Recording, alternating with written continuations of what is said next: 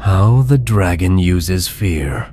Fear is older than fire. Long before the dragon learned to scorch the earth or shatter stone with its wings, it mastered the art of fear. Fear is not just a tool to the dragon, it is a habitat, a weapon, a strategy, a religion. It drips from its voice, coils through its shadow, and saturates the air long before it is seen. The dragon doesn't just want to win, it wants to unmake. And fear is the solvent it uses to dissolve will, memory, and purpose. Fear is the soft breath before the roar, the unseen weight in the chest. It arrives quietly, first as unease, then hesitation, then paralysis. The dragon doesn't always come in a blaze. It comes in suggestion. It infects thought. It manipulates the inner voice. It warps perception until the slayer doubts their own eyes, their own hands, their own worth. It whispers from inside the mind, "You are not enough. You are already broken. You will lose. You are alone." It uses isolation as a magnifier. Fear convinces the slayer they are the only one who feels it, that the others are stronger, braver, purer. That lie sinks in, and the slayer becomes cut off, not just from others, but from their own past. The dragon doesn't need to strike when the slayer's will has already surrendered. The dragon's fear isn't just emotional, it's strategic. It aims to fracture resolve before conflict even begins. It turns hesitation into failure. It fuels overthinking until instinct falters. It weaponizes the imagination against itself, magnifying every potential threat, every possible loss. What if they die? What if I'm wrong? What if I fail and everyone sees?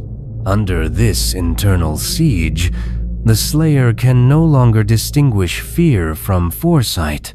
Every choice becomes suspect. Every step feels like a trap. The dragon also uses fear of the unknown because that is where it nests. It knows that most people will never step into the dark if they think the dark is stronger.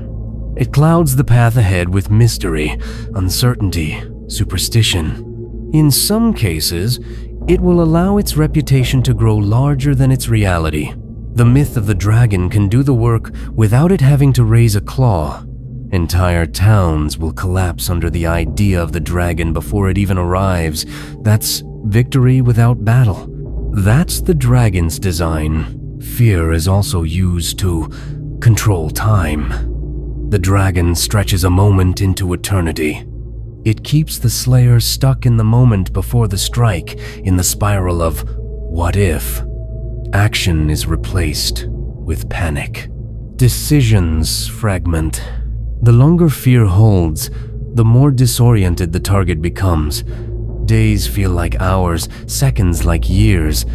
In this way, fear distorts reality, shrinking courage and expanding threat. But the dragon is not only using fear against individuals, it uses fear to control entire systems. It's a form of governance. The fearful obey. The fearful stay silent. The fearful don't ask questions. They accept loss. They justify atrocity. The dragon teaches them to fear standing out, fear rebellion, fear change. Once fear is institutionalized, the dragon no longer needs to rule. The people police themselves. The dragon rests while fear runs the kingdom. Even worse, the dragon teaches fear to imitate wisdom. It dresses caution as strategy, hesitation as maturity, withdrawal as virtue.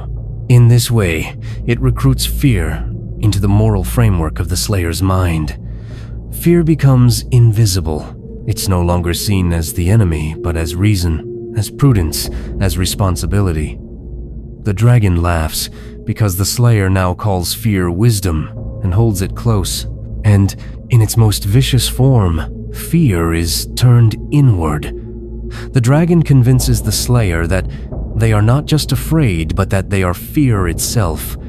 That fear defines them. That bravery was always a mask, and the mask has slipped. It tells them, this is who you really are. Fragile, small, false, That is the deepest cut, the one that bleeds purpose. How fern, alder, counters fear. Fern doesn't banish fear, it walks through it. The alder grows at the threshold where land meets water, where safety ends and the unknown begins. It thrives where others rot. Its wood, once soaked, becomes stronger, and so does the slayer who carries its spirit.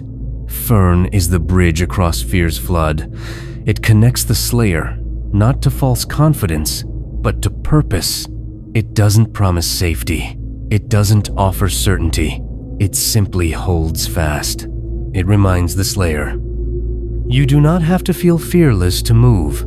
It draws strength from the roots of those who stood before, the ancestors who fought afraid, the friends who still believe, the part of the slayer that knows this fight must be faced.